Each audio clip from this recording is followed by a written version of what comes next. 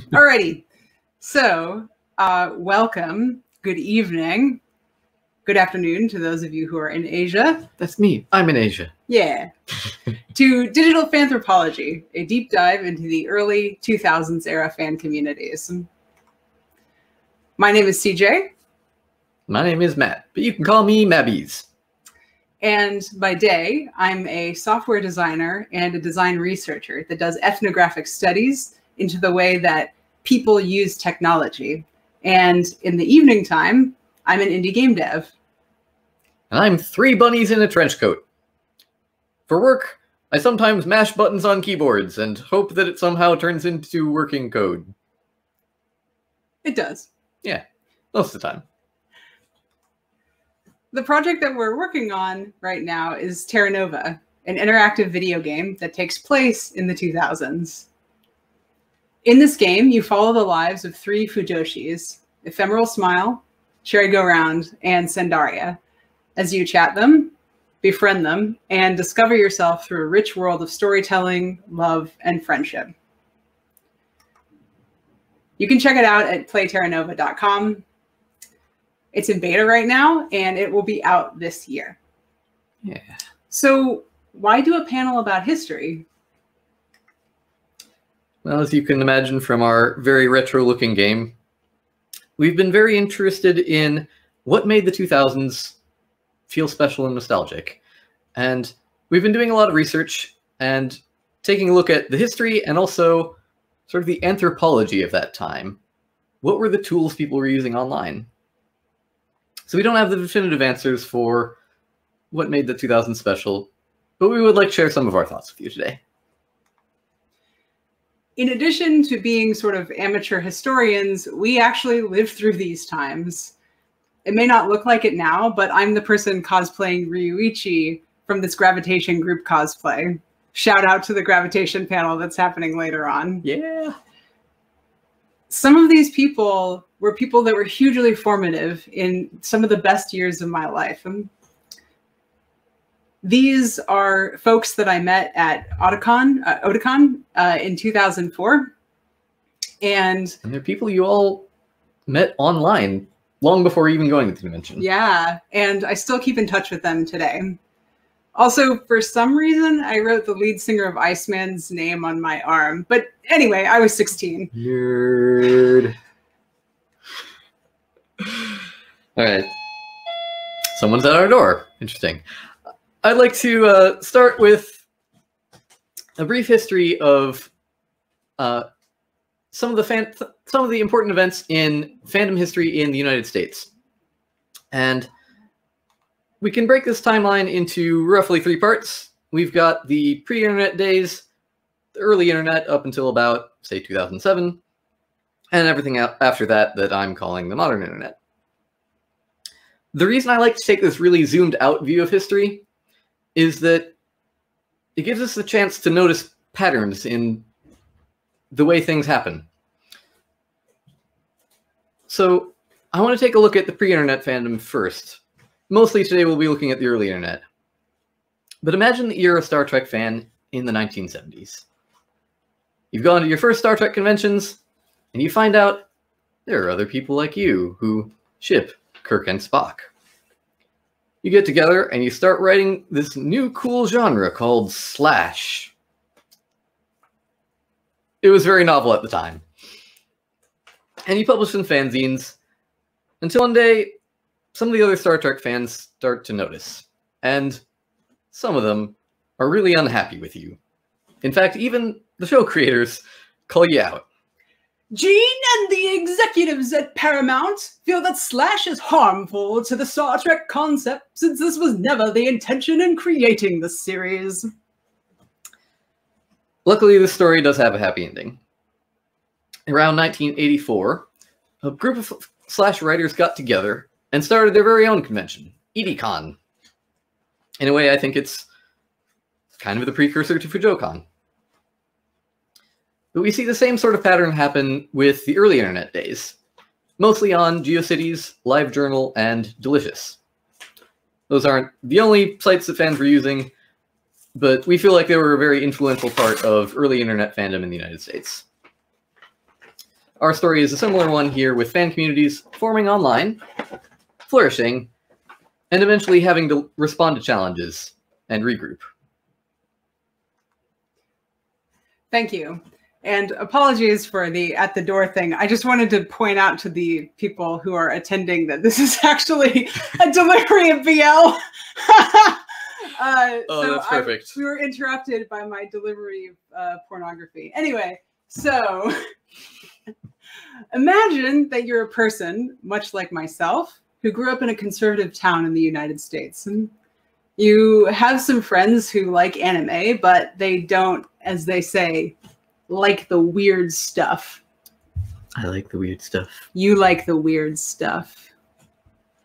And you think you're the only one. And then the internet arrives at your home on a CD-ROM entitled Try AOL Mail, 30 days free.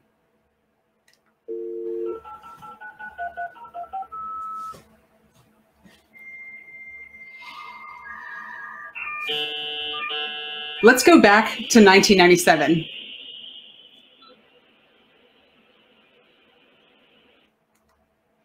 An important part of finding people like you is signaling, hey, I like this thing. Does anyone want to join me in liking this thing? Think of it like a flag.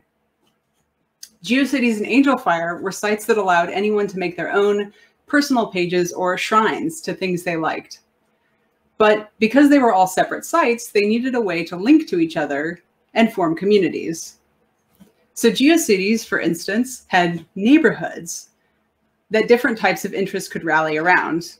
So for instance, computer, video, and role-playing games were located in Times Square. So if your site was around any of those interests, you would be in the Times Square neighborhood and you could find other people who had interests like you. And anime and all things Asian and Far East related topics were in Tokyo. I think we've come a long way since 1995 around cultural awareness. For sure. So this allowed people to view each other's web pages, and sometimes from people that they didn't even know, and get to know them a little bit better. These neighborhoods were eventually taken away from GeoCities, but the popularity of link lists, so for instance, here in Fujokan, being sent recommendations or link lists to people's sites, or web rings, has persisted. So having a web ring or a community around Sailor Moon fandom or Gundam Wing fandom. Does anyone remember these or had these on their site back in the day? These are pixel sprites that you put onto your personal site, and they signaled the types of things that you were into or the type of fan that you were. So for instance, if I was into Sailor Moon or into a specific character of Sailor Moon, I might put these Sailor Moon pixel art on my website. Or these Gundam Wings, which I'm pretty sure that I had at least all of them. You probably had them all on your website. On my website.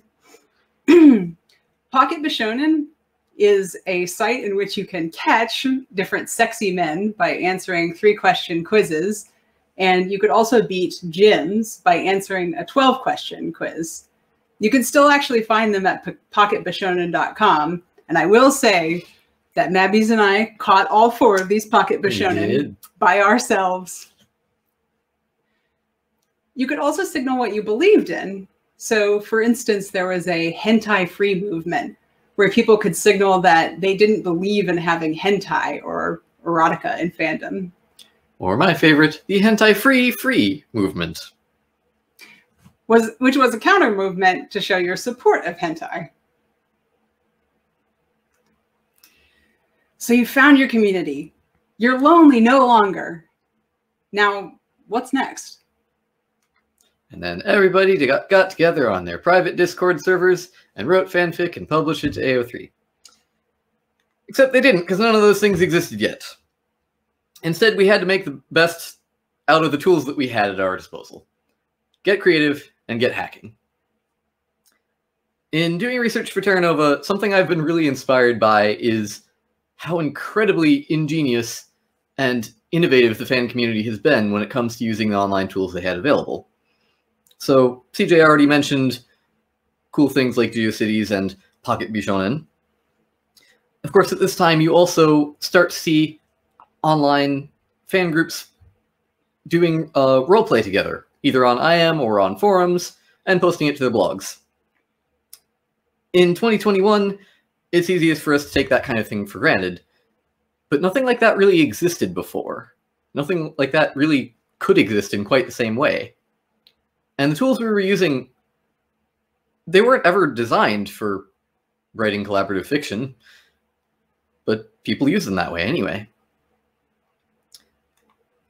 One of my favorite examples, it's a little more late 2000s, but it's the Askverse, which started out with a blog on LiveJournal called Ask Captain Jack.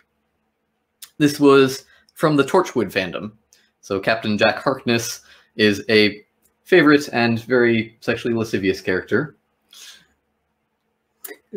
And one fan started this blog where you could ask them questions anonymously using the Ask box, and they would respond to them all entirely in character as Captain Jack.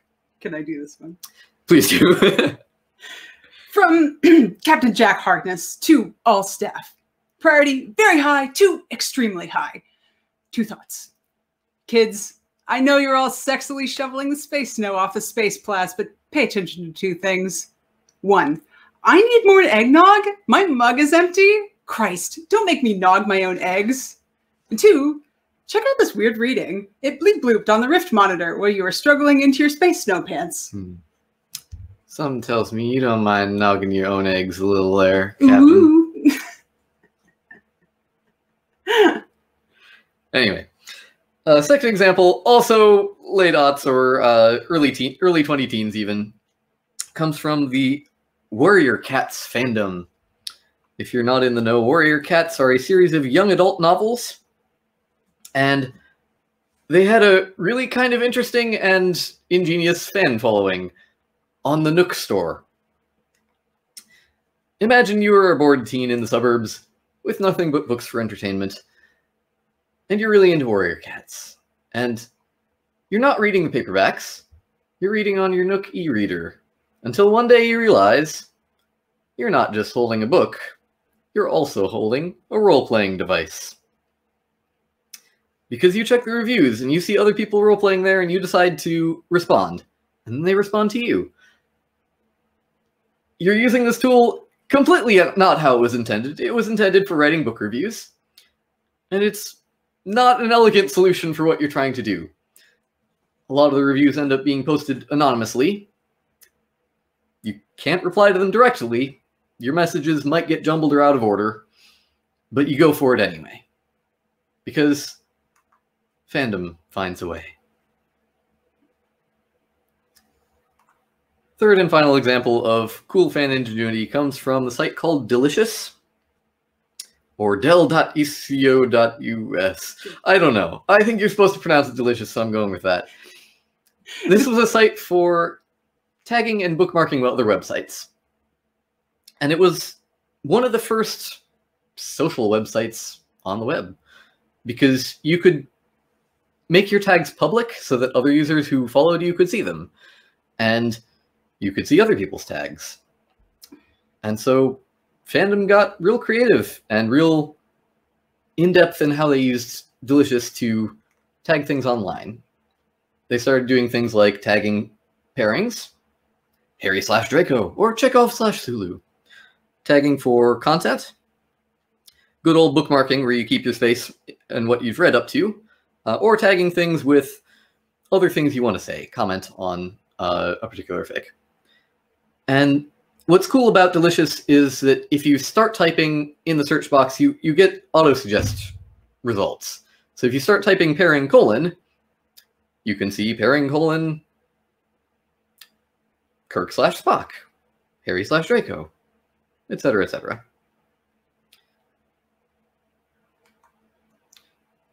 So it may not be ideal, but with the tools you have at your disposal, you've hacked together a cool online fandom, you found ways to make it work, the fandom is flowing, and you're jamming with your community. Until shit goes down. Eventually, fan communities have to deal with some kind of reckoning. A common source of this tension is between fan communities and the corporations that own the online spaces they use, and bad faith actors against those communities. Or what you might call in modern parlance, trolls. So let's go back to the Delicious example. As we mentioned before, Delicious had a variety of tagging or ability to tag. And in 2010, Delicious was purchased by the founders of YouTube and made a change to their site that had monumental implications for the fandom. They got rid of a lot of features without bothering to see if people were using them as a way of renewing the service for new users and making it easy to use. Be aware that a lot of the internet in this way has been gentrified for ease of use. The straw that broke the camel's back, though, is they got rid of the ability to type the / character into the search box. Along with a bunch of other special characters that were really useful in the ways the fandom community had been tagging. And how can you search for /fiction if you don't have the / key? Does anyone know what this is? This is a testament to the resilience of fandom. When Delicious went down, the Delicious fan community got their spreadsheets and got to work. This is a broad list of different folks within the Delicious fan community posting where they're going to be going to next so that them and their friends will know where to move their links or what sites are being migrated to where and what handle they're using on those sites. Pinboard actually capitalized on this incident and poached fans. They reminded people, hey, we still have the / key, and also asked fans to contribute to a Google document for feature requests. And boy, did they. 50-page long feature request. At some point, Google Docs broke down because of the load of people editing the document. And fans created Pinboard and Delicious fan fiction, which you can find on AO3. Another example is the strike-through incident on LiveJournal. LiveJournal is a huge blogging software and was used largely within the early 2000s. I used it a lot. I was part of a big role-play community that was on LiveJournal. And this strike-through incident affected both me and lots of my friends. LiveJournal decided to update its terms of service abruptly and to crack down on a number of blogs that it deemed inappropriate. They wanted to ban these things. And even if the intention was to prevent harm, the execution was terrible. They ended up banning survivor communities, erotica sites, and fan sites like Pornish Pixies, which were part of the Harry Potter fandom. So who was behind this strike-through incident? Even though the LiveJournal strike-through incident was done by the LiveJournal company, it was supposedly linked back to a series of complaints they received from a group called the Warriors of Innocence. The Warriors of Innocence is a far-right conservative group whose argument was that children were viewing these blogs and were being influenced by immoral behaviors. Won't someone think of the children? So they complained to LiveJournal's founders en masse, and LiveJournal's knee-jerk reaction was a blanket ban on accounts. This isn't new in the United States. The US has always had moral panics started by ultra-conservative groups who are just thinking of the children. This even goes back to the 1950s. In 1954, Frederick Wertham wrote a book called The Seduction of the Innocent in response to the rise of superhero comics. And he said this: "The Batman type of story may stimulate children to homosexual fantasies, the nature of which they may be unconscious." Notice here the focus on the children and a blatant homophobic statement. To Frederick Wertham, I want to say thank you. Because of this rise in homophobia, it allowed gay artists to display, as a backlash, display sexualized pictures of superheroes. And now we have the beginnings of queer superhero stories and queer stories that are told by queer artists. And it's like the modern hentai free movement. So this is the circle of the life and death of communities. Every circle that we travel, some things gained, some things get gained, and some things get lost. For instance, instead of pixel dolls, we use avatars, cover photos, and bio text in Twitter. We talk about the fandoms that we're into. We talk about the languages that we can speak. And we talk about our identities. We talk about the types of things that we're into. We use emoji. A lot of emojis. So many emoji. We have Archive of Our Own, or AO3, a site created by fans for fans that has a really robust tagging system that not only allows us to search for series, pairing, kink, content. Yeah, themes, feelings. Mm-hmm. And we see fans using the tagging system in new and unexpected ways, like tagging to show off your writing style, even before people have read your work. Allegories and metaphors in my porn? It's more likely than you think. By the way, I also want to mention that Good Omens has some pretty funny tags as a general fandom. And also, these tags as recently got abused by some bad faith actors as well. And as for threats, the rhetoric has changed somewhat. So instead of pushing back against these, we've kept two, but now that it's not cool to be homophobic anymore, we've started to talk, threats have started to talk about fetishization or fetishizing of male gay relationships. Mm-hmm. And second wave trans exclusionary feminism has teamed up with ultra-conservative rhetoric to produce a new breed of bad faith actors, also known as antis. They may not agree completely, but they're united on the same goal to protect women and children in online spaces.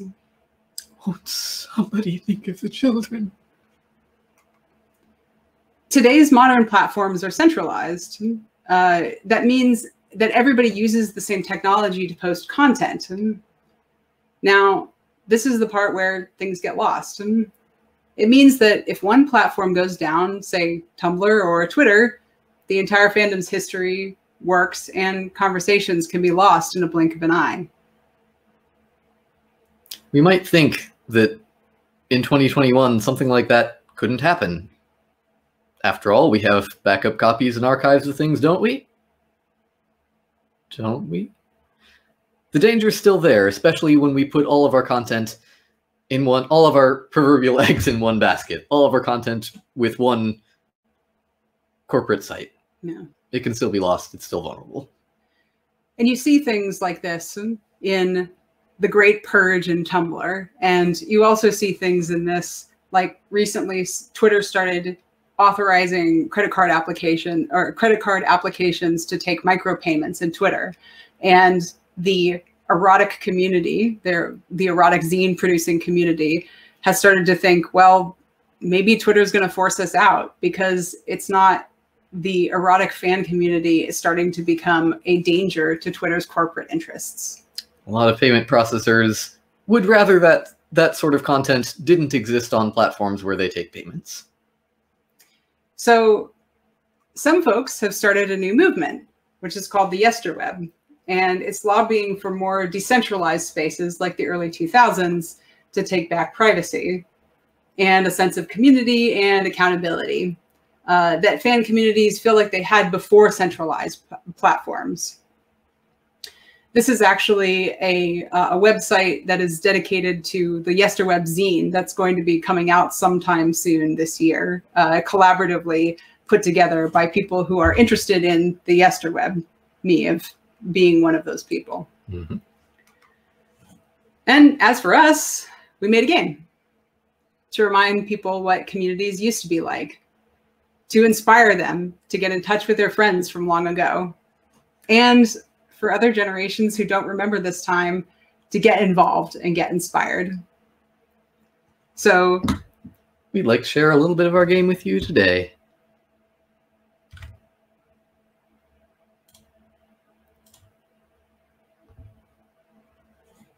Welcome to TERRANOVA. Welcome to TERRANOVA. So I'm going to start with a new game.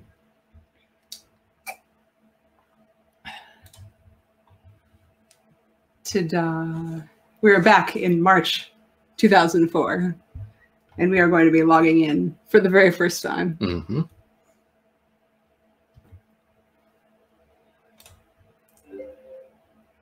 So here's a question. What avatar should we choose? We've got Sailor Moon. We've got Vash the Stampede. That's right. Trigun, Gravitation, Final Fantasy VII, Gundam Wing, Gundam Wing, and Cardcaptor Sakura. Do you have a preference? I feel like repping Gravitation right now. All right, Gravitation it is. Yeah. We're going to log in.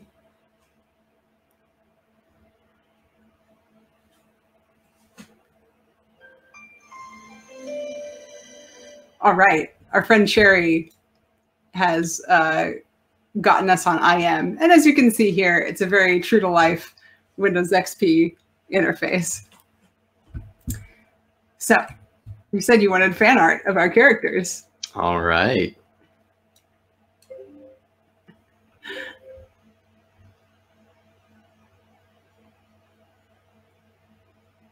So while she's doing that, let's go see what other people are up to in our RSS feed. By the way, if anyone has played the beta or wants to play the beta, this is not the beginning of the game. We're jumping in the middle to show you some of the good stuff. That's true. That's true. There's a whole setup thing and everything. All right, let's click to download this. What's this about? Could this be our characters? We actually have a desktop wallpaper of our characters. This is Dominique and Aton from the roleplay that we're in. Yep. Together with Sherry. Oh man, okay.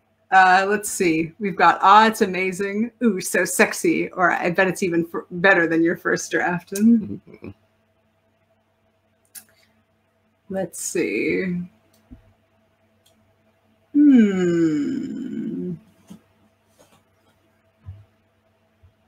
Maybe I should do the, yes, amazing. Screaming internally, externally. Ah! It's amazing. You're so talented. Now.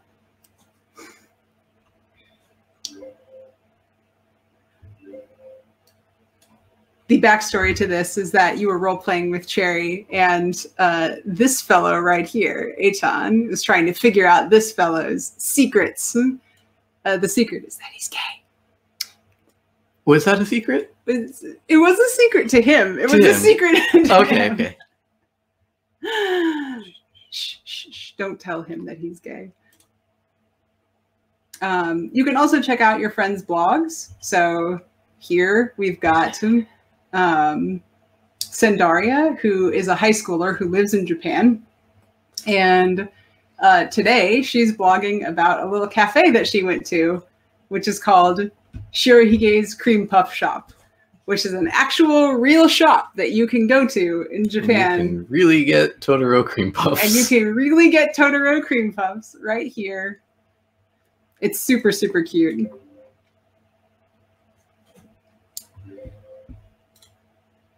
All right.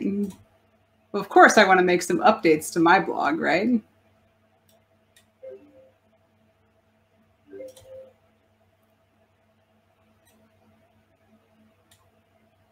We're going to post that art that our friend Sherry gave us. Yeah, we are. Did you know that she's an amazing artist? I do now. Yeah. Whoa, here's the picture. Yeah.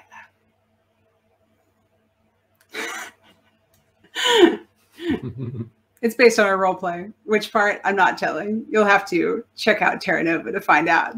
That's how I get you hooked. That's how I get you hooked. That's true. And you can talk about like how you're enjoying writing characters and post here. Also, by the way, you can choose your icon for posting to live icons. I saw that Duo was a fan favorite, so Ooh, I'm going to post to Duo. Ta-da! And this is our little post on our Lime Journal. Lime Journal. There are also things that you can check out. So I mentioned the role-playing site. This is the role-playing site, which is TERRANOVA. And you can see there are many, many posts from many, many different players. But I wanted to show you some of the posts made by some of your friends. So this is one of your friends' characters, Isaiah. And he is a cyborg that exists within TERRANOVA. Mm-hmm. And he, over time, much like Theseus's ship, has replaced different parts of his body. And he's led a very, very quiet life until somebody comes literally barreling into his doorstep and being sort of a little bit of a disaster. Who might that be? It would be this guy, Hikaru, who gets fatally wounded on Isaiah's doorstep, and part of his body needs to be replaced with Isaiah's cool tools.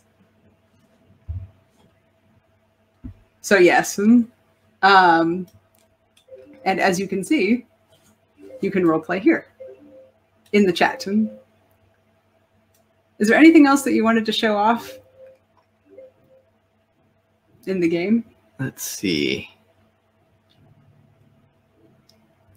What we got in the start menu? Anything else? Nah, just settings. That's boring. Internet.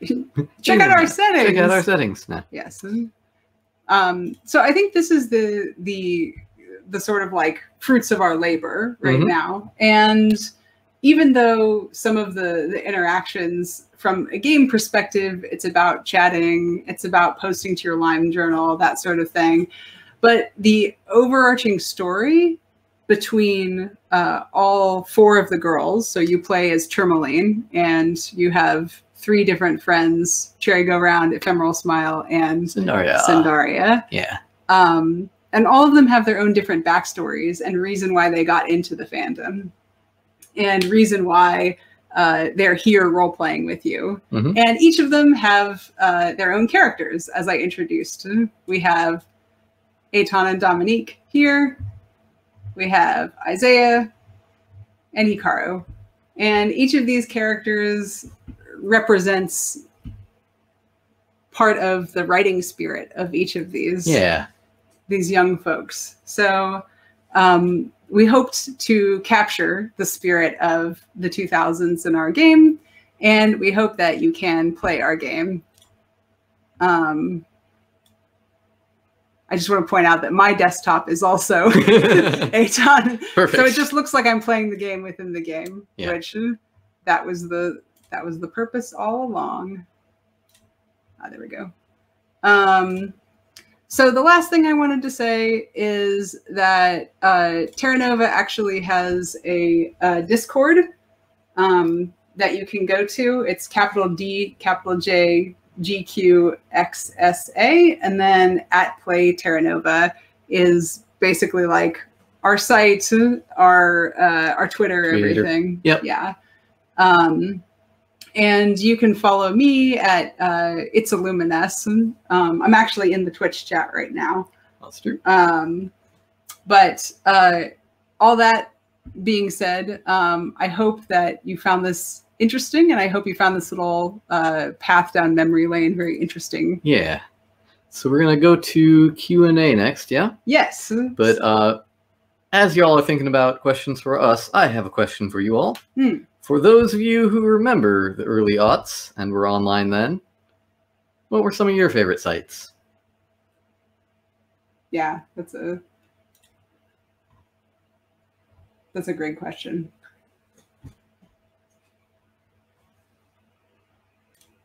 Actually, no.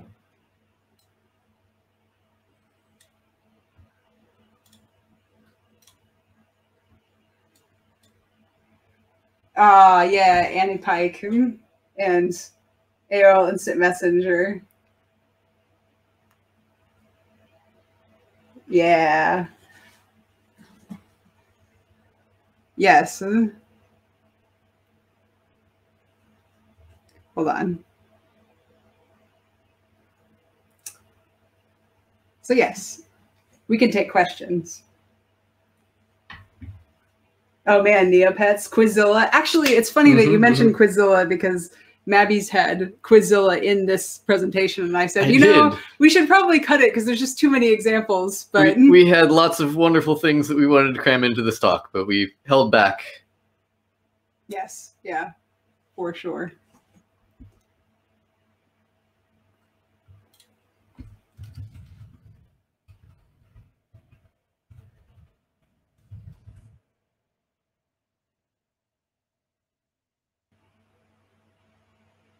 Oh, yeah.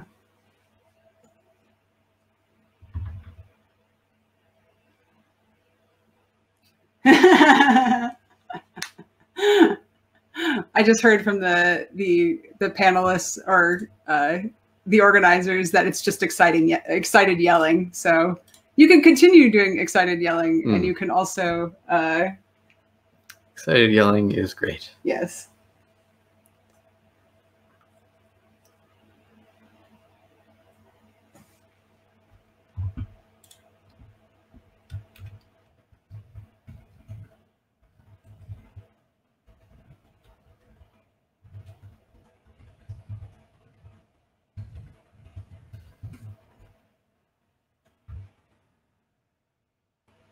Oh man, what early experiences drove you to create TERRANOVA? Okay, so I'm going to tell you a good story, and then I'm going to tell you a really sad story. Yeah. So the good story is that I have kept in touch with some of the fine folks that I mentioned before here, who were part of a big role-play community that I was a part of. It was a gravitation role-play community called Faith and Gravity, or FIG. And we had a couple of people like watching or whatever, and it was really fun for all of us. But we formed a lot of really great relationships. And one of the people who is in this photo has been like my lifelong friend since I was 16 years old. So that was close to like 15, 18 years ago. Yeah. They also made art for us for TERRANOVA. They also made art for us, yes. In fact, the person they made the art for Shuichi that we use in the game. So I had a lot of really fond memories with these folks, and also I found an old hard drive of all of my old roleplay logs, and I decided as some sort of masochism to go read through these roleplay logs. And really, it's quite humbling to read your old writing, because you realize how much of a piece of shit writer you were. But around that time, I had completed NaNoWriMo, and I thought, all right, I'm going to try to write a story that has some RP or roleplay elements. Yeah. So that was one. That was one really like, how do I say, key experience, and that was the good story. The bad story is that one of the friends in this role-playing community passed away suddenly when she was 27, and I was 24, 22. And we had been really, really close. At some point we had dated, and hearing about the news of her passing really hit me really hard, because sometimes when you're a part of a fandom or you're a part of an online space, that person in that online space doesn't feel like they could die, or they don't feel like they could pass on in any way, shape, or form, but they're a living, breathing human that has thoughts and feelings and emotions. And so I was really struggling with my grief around then, in a lot of denial. And I believe that using grief as a really powerful creative force is a way to help heal and mend the heart. And so in the very, very, very, very beginning stages, I started writing a role play scene between her and myself, just like the role play scenes that we used to role play back in the early aughts. And through this role play, two characters started coming out, which were Dominique and Aton, and they were the inspiration for the Dominique and Aton that you see today in TERRANOVA. So I really hope that this in some way is a tribute to the memory of her and the way that she was in online spaces. Yeah. For my part, I wasn't particularly involved in any role-playing groups in the 2000s. But we've been doing a lot of roleplay as this kind of writing, part of our writing process for TERRANOVA. So in a way, I'm getting to like experience this nostalgia for a thing I didn't even originally experience. I don't know, it's been a lot of fun. Yeah. Yeah, it's also been really fun pulling you into a world that you weren't previously a part of, but now you're very much a part of. Yeah. And a welcome member at that. Thank you.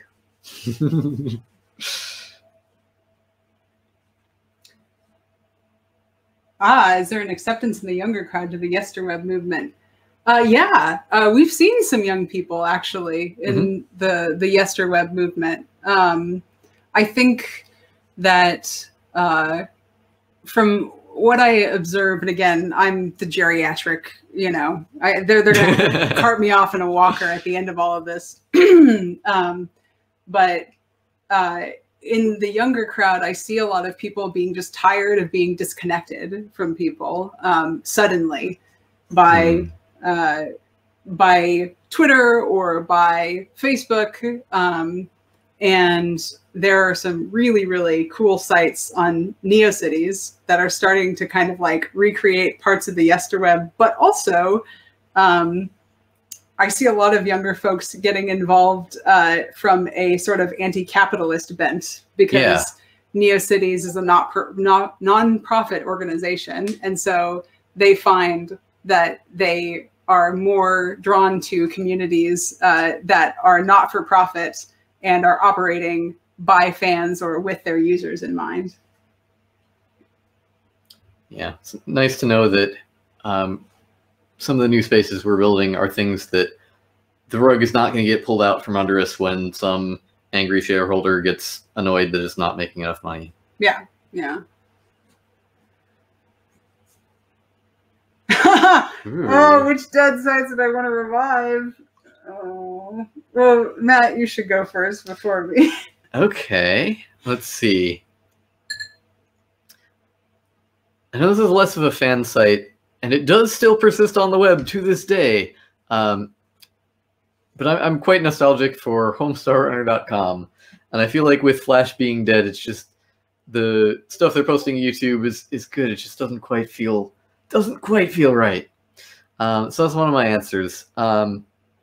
Second answer, Analinks. And I'm happy to say that they are on NeoCities these days. It's back, baby. Yes, someone here in the chat is actually one of the people who made that, so you should thank them.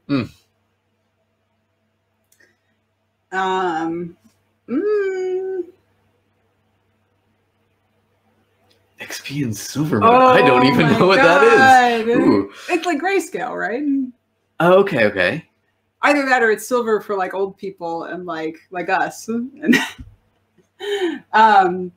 so currently the settings that we have are adjusting the text size, right?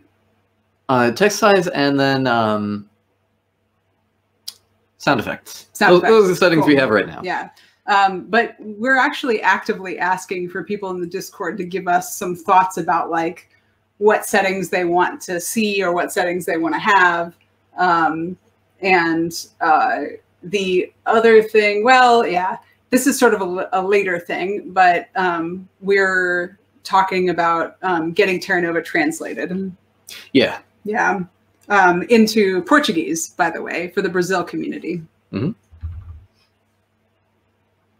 Oh, it was just a silver theme. Oh my God. Cute. Okay. Clearly I need to research a little bit more. Fair enough. But I don't know, one of the things that's been a focus for me and something I'm really trying to make happen with TERRANOVA is that I want it to be fully accessible by either only mouse or only keyboard. Maybe even, I'm not an expert on this kind of thing, but it'd be great if people using screen reader software can also play. Yeah. Yeah. Yeah. That being said, we definitely need more testers for accessibility. That would be great. If any of you are interested in helping us out with that, please join our Discord and talk to us. So another question was about aliases. So back in the day, I felt like anonymity and aliases were a much more integral part of the fandom experience. Do you think those things are still primary parts of the fan culture today? Would fandom improve with more or less of it? It's funny that you mentioned that, because I just did a talk on how real name policy is something that indirectly hurts the LGBTQ community. Yeah. Being part of the LGBTQ community, it can be used as a way of other people defining what other people's real names are. So the purest definition of what your real name could be is choosing an alias for yourself, right? It's like choosing a name for yourself. Mm-hmm. And really, there are many people who are online who I only just call them by their aliases. Yeah. In particular, I think it's one of my favorite platforms is Discord, because your alias doesn't even have to be unique. Like, it won't tell you, no, you can't use that name. Somebody else is already using it. Well, just let you be that name and add some numbers at the end, and it's fine. Yeah. I admit that the intent of improving, or the intent of taking away anonymity from people was to improve relationships between people. But I'm going to be honest, I'm not sure if that actually worked experiment-wise. Yeah. So that being said, you can kind of look at what online interactions are. And yes, people will be more hurtful if they're more anonymous, but I've also seen some pretty caustic Facebook comments as well that have people's real names tied to names. That's very true. Something with TERRANOVA that we've been very, I don't know, intentional about is that the characters all go by their, AIM screen names. They don't call each other by their real names. Yeah. Yep.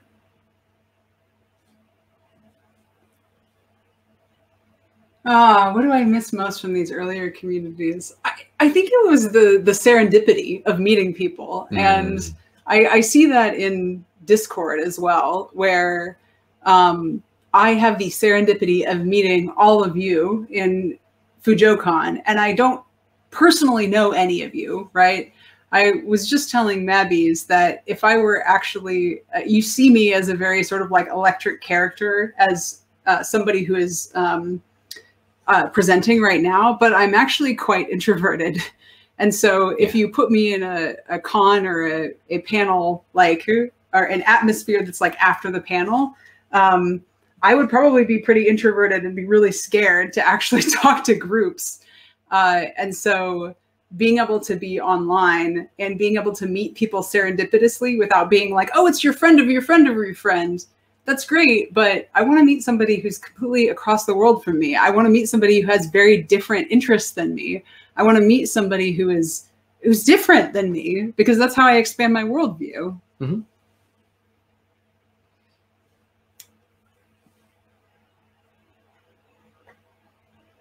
I'm not sure what my answer to that is. Let's take the next question.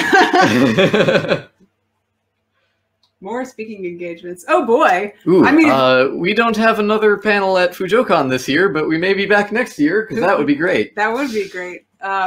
yeah, if you're interested in having us somewhere, we would be more than happy to speak and talk.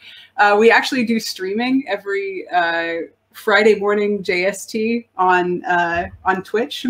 Yeah. And so that is we get up really sleepily and we have a piece of toast and some coffee, and then we just like shoot the shit and talk about 2000s era community, or just like work on TERRANOVA with people. It's a fun time. It is. Both of us also do, I don't know, various public speaking engagements when we feel called to. Not typically just on fandom, but on design and software development and whatever else. I gave a talk about music theory. It's true, yeah. That was fun. So yeah, we've been working in the industry for like 7 or 8 years or something like that. So, you know, it comes with the job. Also, if we didn't say so already, thank you very much. I am so flattered. Yeah, seriously. Here we are acting like, oh, well, yes. Yes, actually. We're very good presenters. Yeah. So... is there anything about modern fandom that you would say is better?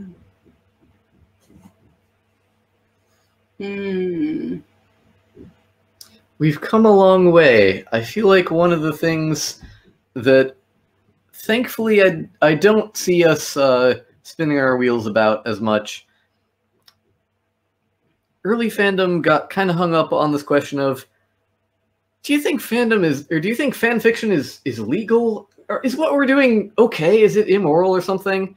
And I'm not a lawyer, but as far as I know, the sort of legal answer to that question is fan work is transformative. And yeah, even if you are using characters and settings that somebody else has created, your work is still your own.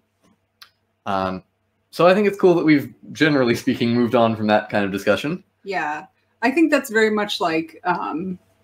I can sort of metaphorically put that to when I first came out.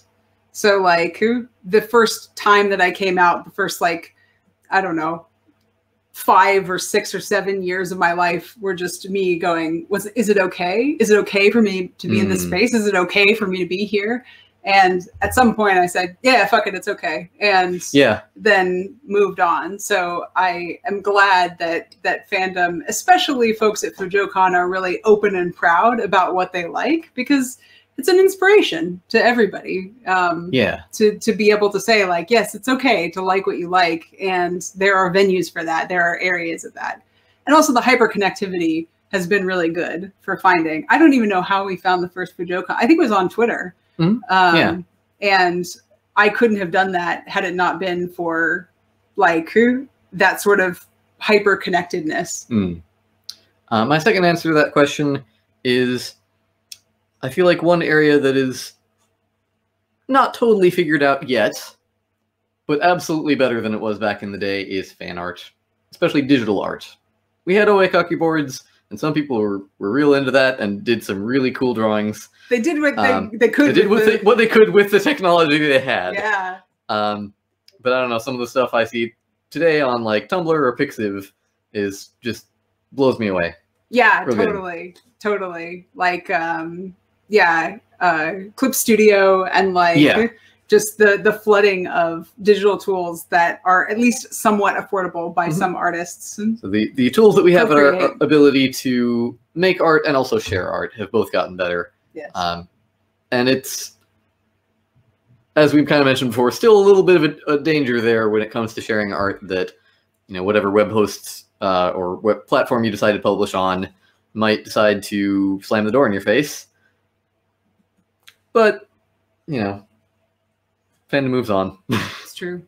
It does. Flareon. Any other questions before we end this panel?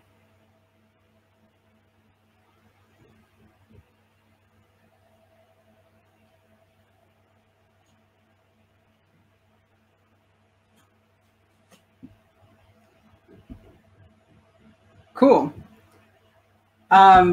Thanks everyone for attending. It's always an honor to see people like posting and engaging in the chat and everything. So I really, really appreciate it. I mean, this is totally the reason why we do like speaking of these sorts of things. So, and thank you very much to FujoCon for having us. If you're interested in having us back next year, we would love to come. So yeah, thanks y'all.